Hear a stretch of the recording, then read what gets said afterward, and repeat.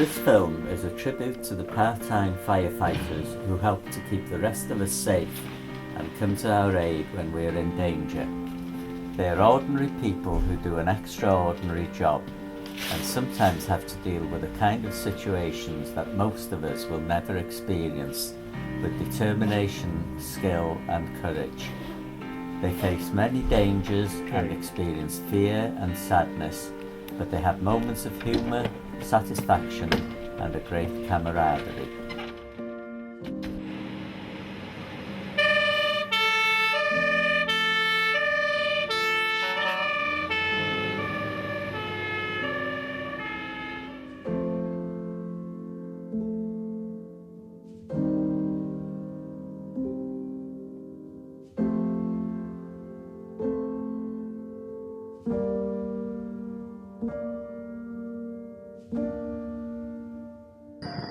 The present covered entrance to the rear of the pole used to house the fire engines, one manual and one steamer. The horse's harness and fire equipment was in that building somewhere. It may have been upstairs, now in Masonic Hall. When I first joined, I was in the fire station in Crown Lane. We had an Austin towing vehicle, and a Force and water tender was the major turnout. It had a 500 gallon tank on the back, a pump behind that, a cabin for us to sit in, and it was a 6-volt battery on it, and just a driver and the officer in charge of the front. But 9 times out of 10, we had to push it down Beacons Hill to start it, right? And when the fella dropped the clutch in, the water in the tank went whoop, and all down the back as he was soaked before he got to the fire. Your kit was kept on shelves in wooden boxes, but it was that damp in there. Quite often you'd take your kit out and your jacket had gone green with mould. They were good old days. Good comradeship then. And my father, we overlapped by 5 years. He'd done from 1954 to 1974. We had 5 years in. Lots of memories of him running with his trousers back to front and up to the station. And didn't realise until he went to go to the toilet. Well, Albert Lloyd was the sub-officer at the time. We worked together in the Royal Mail, and well, they were trying to find new recruits, and he begged for me to join. So that's how I joined, through Albert. And I remember the day I did come to see Albert in the station on the Sunday morning, come and see me, he said, on the Sunday morning, and I did. But it happened to be one of the worst Sunday mornings in the history of the fire station in Denbigh, because that's where the family lost the family in Henton. My first fire was before I was actually a fireman. Weaver Davies came round to the station. My dad was officer in charge here for a time, and wanted a crew to go to Abergele. You know the roundabout where McDonald's is? There was a big red barn there, and that had been on fire for about 3 or 4 days, and he wanted a relief crew down there. So my dad said, come on, he said, you can go. So I got all my kit on, my wellies, leggings, boiler suit and a steel helmet. And they didn't give me an axe and a belt then. And get to this fire, and Weaver Davis was in charge of it. And the first thing he said to me, turn that London branch off. Well, I hadn't a clue what a London branch was. So I picked this thing up and started to turn it, and instead of it being a straight, it became a beautiful jet right up the back of Weaver Davis's jacket. Soaked him to the skin, he had to go home and change. I'd always wanted to be in the lifeboat, but not a lot call for it in Denbigh, and not living by the coast. And then I came across an advert saying that the fire service were recruiting, and I thought I'd give it a go. here I am. Well, I joined in 1977, and what happened, I followed the fire engine going to a fire once, and they got there, and because I had ladders and things on the van, they say, you should join us, because you've got good ladders and things like that. And then I joined, and that was it. And I did 28 years. Until I retired. On a Wednesday it was Thursday it was, it started to snow, and Nance Flynn was the call. We won't talk about what the fire was, because it wasn't a very good one. But we were there all night, you know. And we had to bring the horses down to the village to put them in the river to soften them, that we could wrap them up. And they delivered the morning papers, and in the papers was Manchester United had that aircraft. That was one of the nasty ones. I think my first shout was not a fire, it was putting a cow out of a slurry tanker in his way. That was the first shout, and I was, if I remember rightly, I had to change it after getting into a cap. But turning out we were on the old army tin hats. And a bit of a laugh was, I worked in Howell School, you see, when they had the hall on fire. And one day the siren went, off I went, and I ran up town. Got to the fire station, I said, where's the fire? Because I puffed when I was at Howell School. God, blimey. I thought to myself, I just passed the fire. They were putting the new felting on the roof, on the roofs. My first fire as a leading fireman was Howell School. And I was sub-officer here and in charge of St Ask at the same time, covering for turnout, so I've got 2 alerters, one in each hand of them. There was such an awful hurry, hubbub and rush. Everybody shouting and fetching the horses out of the stables of the Bull Hotel, bringing them to the fire engine, hooking them up, asking where the fire was, waiting for the firemen to turn up. They were all volunteers. And on a Saturday night, if the fire happened on a Saturday night, it would be very unfortunate, because half of the fire brigade would be half cut after a night out in the pubs. The first fire I attended was when I was actually doing my training for 6 weeks. That was at Rail Fire Station every weekend for 6 weeks. And I was allowed to ride as a 6th rider, just to see what was going on, sort of thing. But I wasn't allowed into any building. Well, I was involved, I shouldn't working in the North Wales as we were. I was already involved with the hospital fire service. But Mr Pritchard in those days wouldn't allow a member of staff time off to come to this year. Anyway, eventually it changed to Mr Pratt, and he welcomed it with open arms, and so I grabbed it while the going was good, isn't it? Good time here, lovely time here for a day. Bad ones, good ones, laughable ones, all sorts like it. I remember one thing with the ET, and we had to shout one morning to Bontriffitt by Lord Faraday. And anyway, when I got there, the bloody machine was from Abigail, Rill, and I knew the guy there.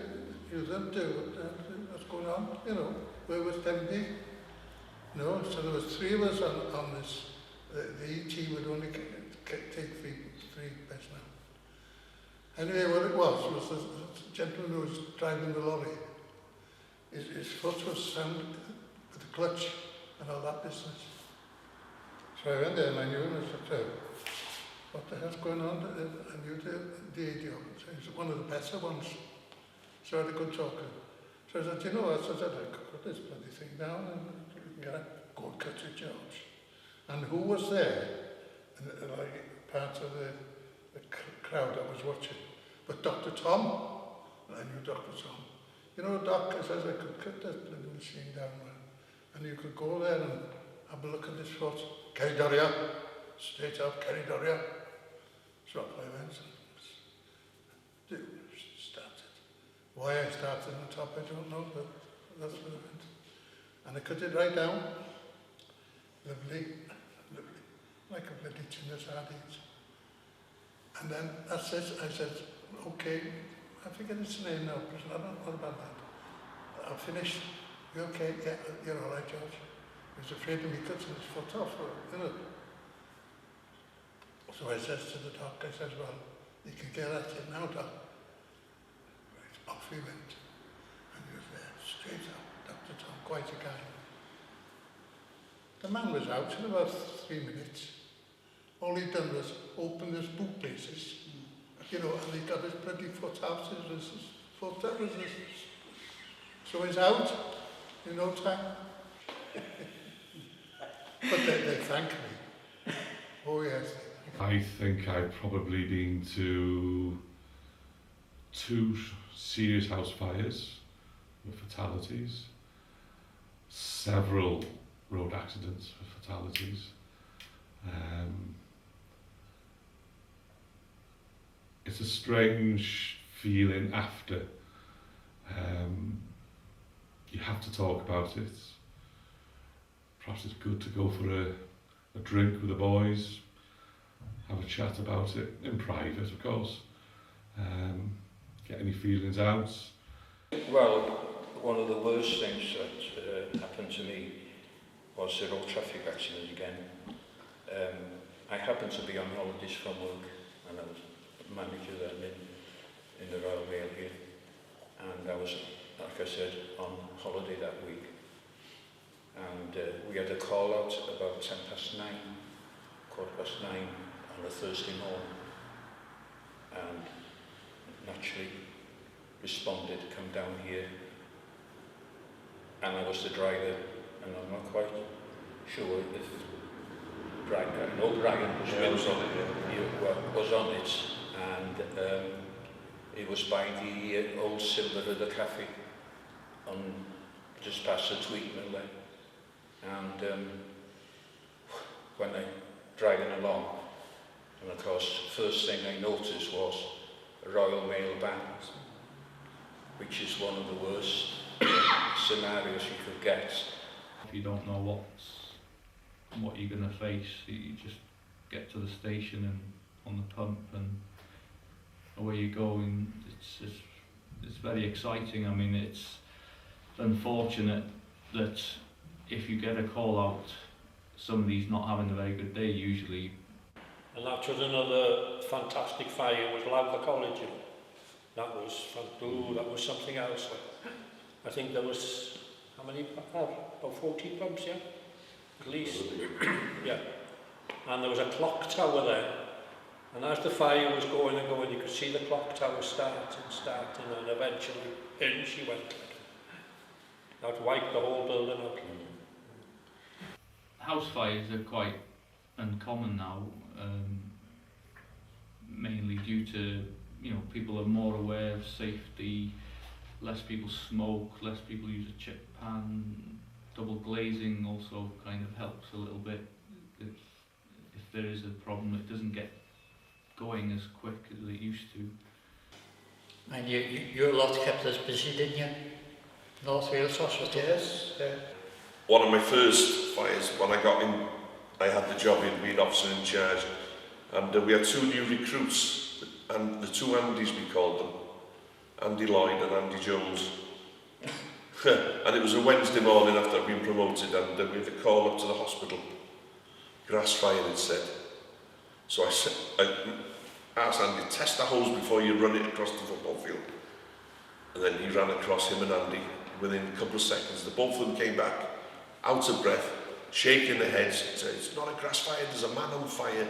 So I had to run then, saw what was going on, ran into the hospital, and I saw Robert Wynne-Jones, who was in school with me, and I asked him, was there a patient missing? And he said, I don't know, I'll ring up, and then there was, and that was it.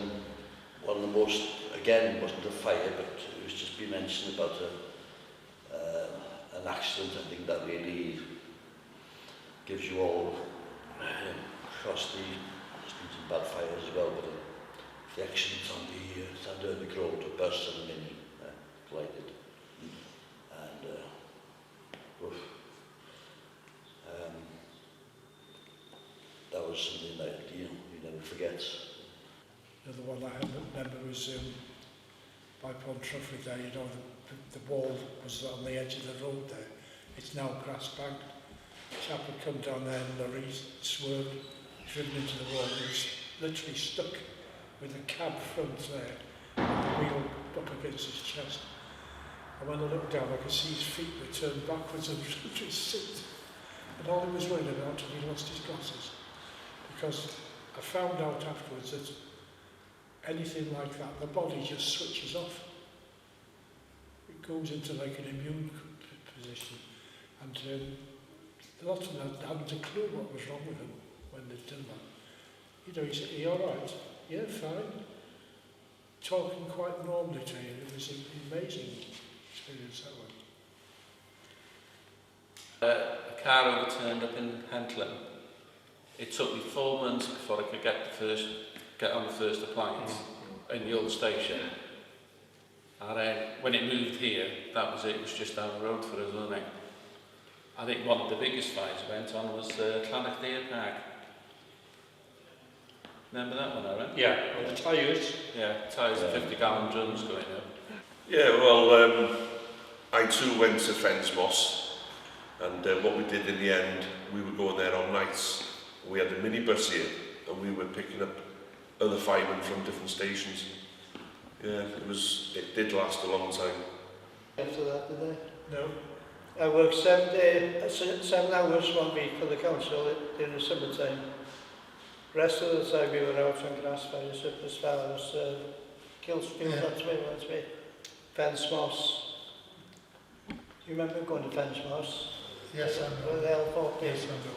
Driving it, Yeah, Elwyn, Arwyn, myself in the back. We picked the L4P up in Llangollen Fire Station and going towards Wrexham. We lost the meters off the back of it. And we had to stop and go back and pick him up. And then when you got to Fensmoss, it didn't do much when you were there, so it's all peats, like, you know. Well, I think one of the worst we had was Llanbed Hall. That happened, there was a party of Irish people there. Were you on that, Harriet? And they'd got a big music centre somewhere, and over it they've got a thatched roof in the ballroom now. And of course, up she went, didn't she? And I think she took 3 floors with her. But every time all of us in BA, the corridors were that narrow, you couldn't get along with a bottle on your back and all like that. That was one, but you know, we've had an awful lot of good ones like it. No counselling at all. No Just get counselling. on with it. It wasn't Never a heard of word in the fire service vocabulary. It never was. I don't know if it is now. But there is a lot more support for firefighters now. If we've been to a serious incident where there's possibly been a fatality, there are designated firefighters that will come out and support the crew just by talking about it, going through their feelings, and the support is there now, emotionally and physically as well, because you know it can affect different people in different ways, especially the newer firefighters. It is a shock to the system when they have it go to a serious incident. No, you bottled it down for a while, blew your top, and then it cleared like it. Yeah, and 1 year, while I was in charge of the station, we had 6 deaths. And they made us stay here one Sunday to come down and talk to us. And it was the only time it ever happened. Yeah. And we had them deaths in about 6 months. There's people you can go and see in, you know, quite Welsh or English language that will support you if you want to talk to somebody, you know, counselling basically. The service provides that to look after you. One of the community away from incidents, but a mock air disaster up on Moyle Park. And fire service, police and ambulance are all involved, and went up there using ladders, short extension ladders as stretchers, and the army were there, I think, as the casualties. And I can't name names, but we went down and somebody said, well, you lost my arm, and lost my leg, and I put him on a stretcher and carried to a safety place. I came across one, and he said, what's the matter with you? I'm supposed to be dead. What bloody lie there?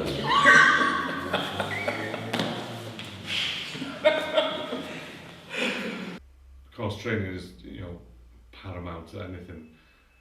The quality of training in North Wales is pretty good. That's what I can gather anyway. You go on the driving courses, breathing apparatus courses once a year. There's first aid courses coming up now for all the drivers. So yeah, there's plenty of training. And the emphasis now is on the individual to do that training.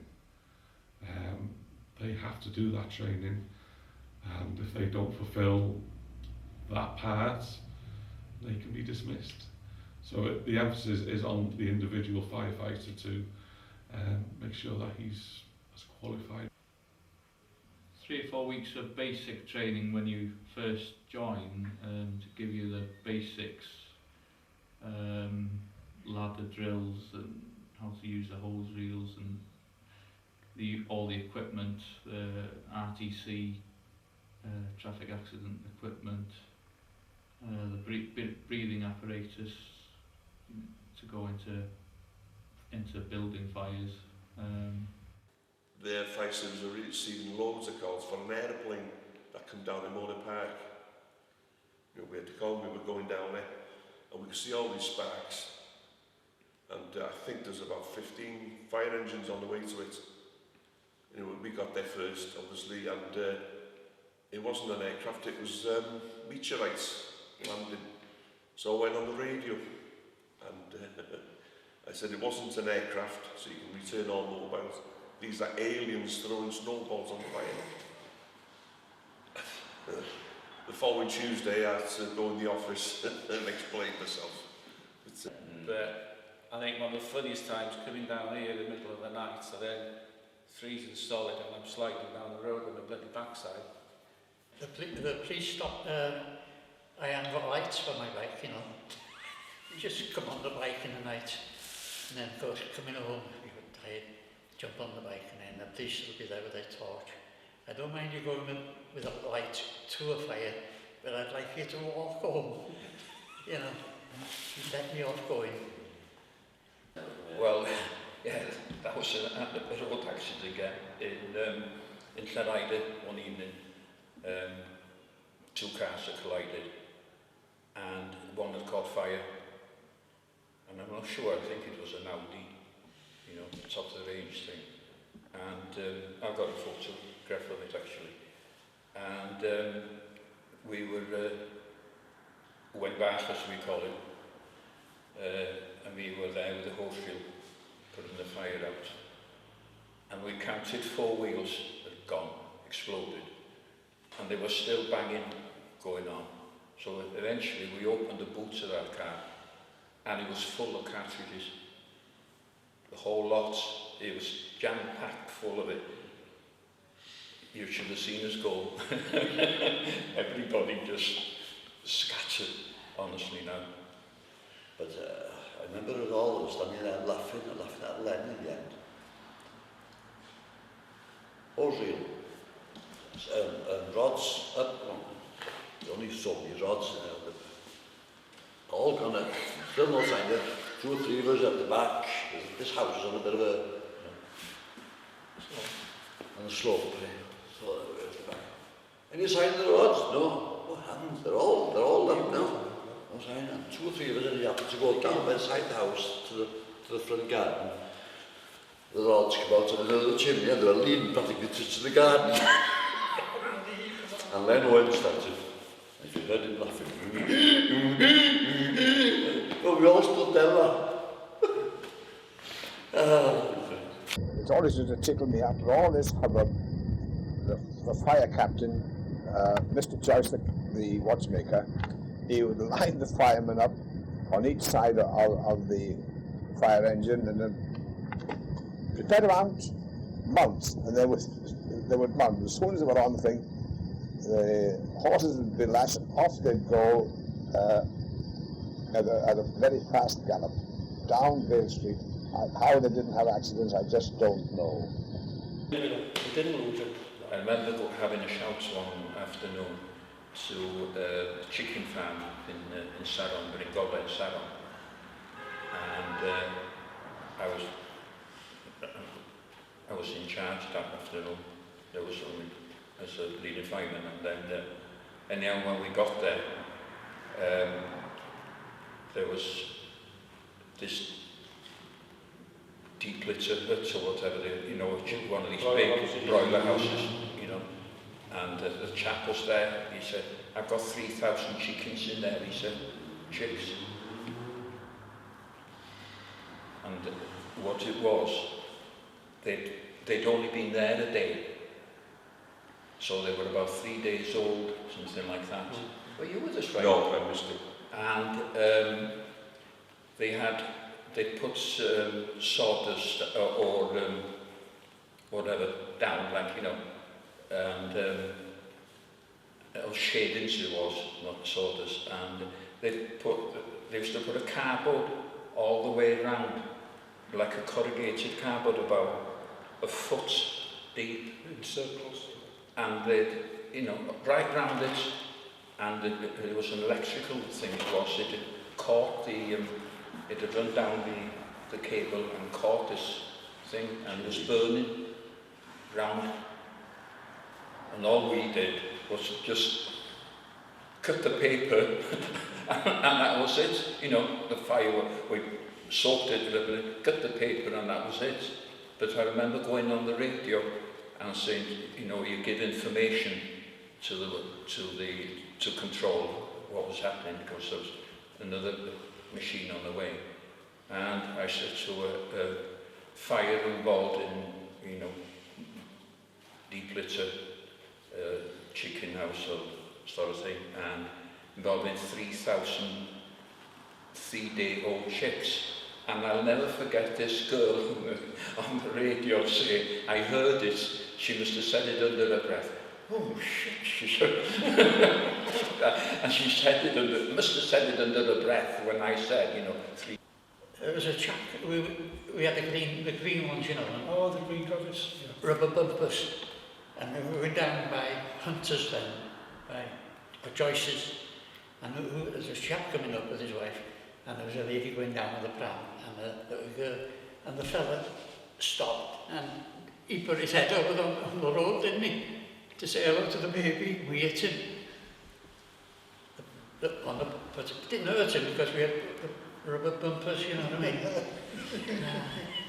mean? We had a call to Kerwis cat up a pole.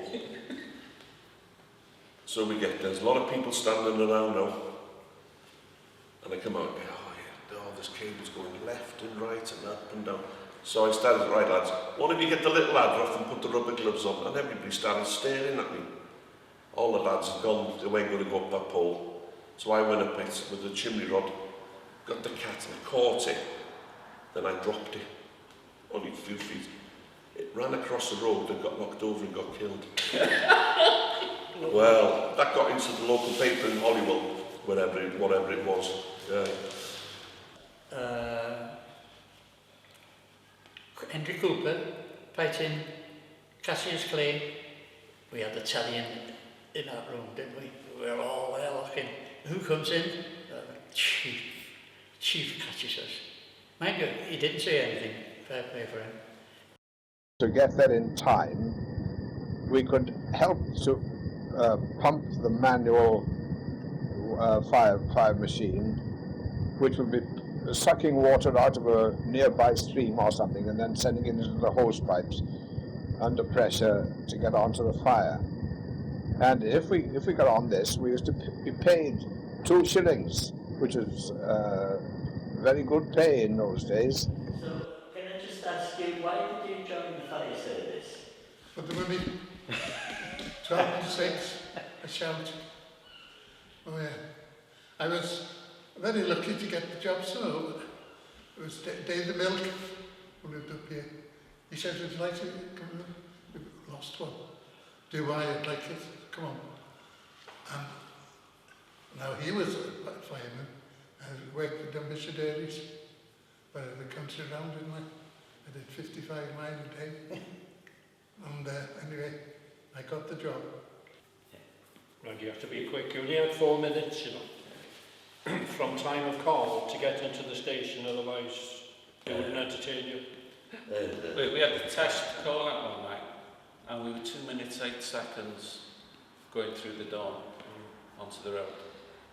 You were on a 24-hour call, that was you'd arranged with your boss to do that. Well, I worked for my dad.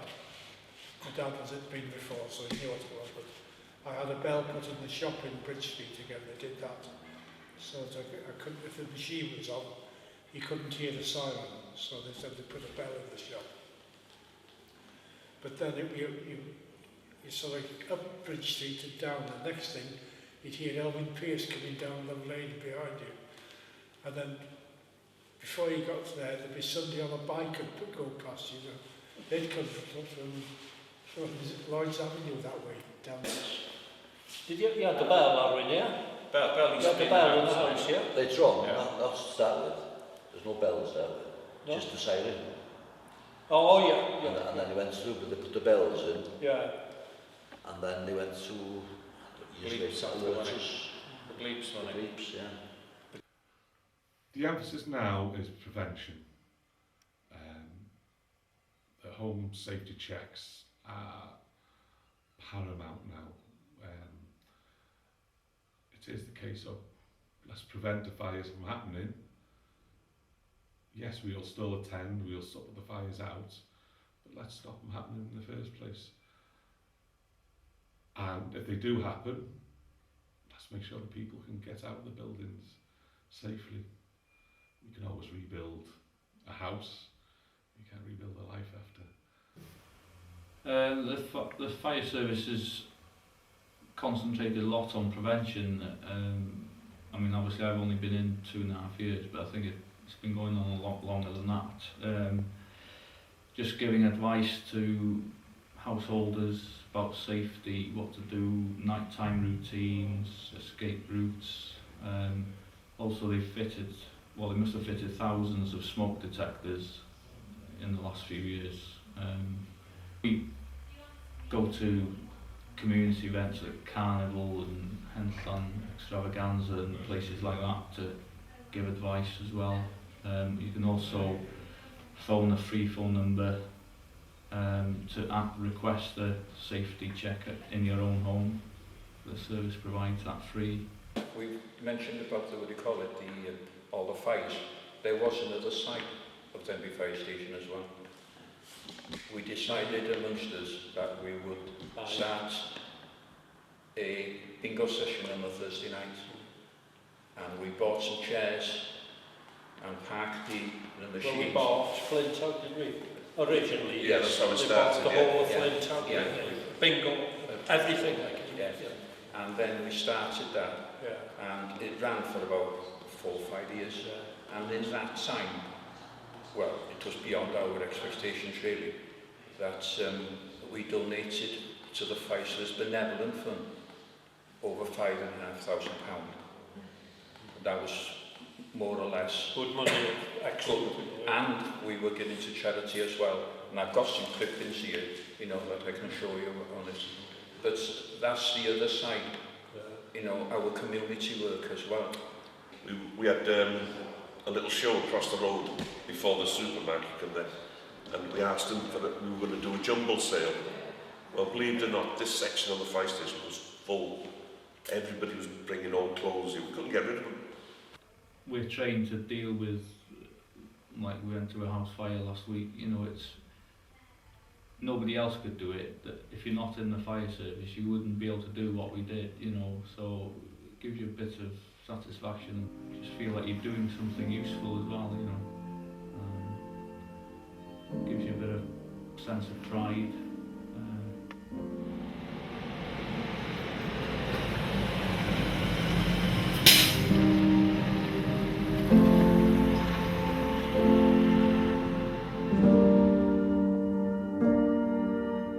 Uh,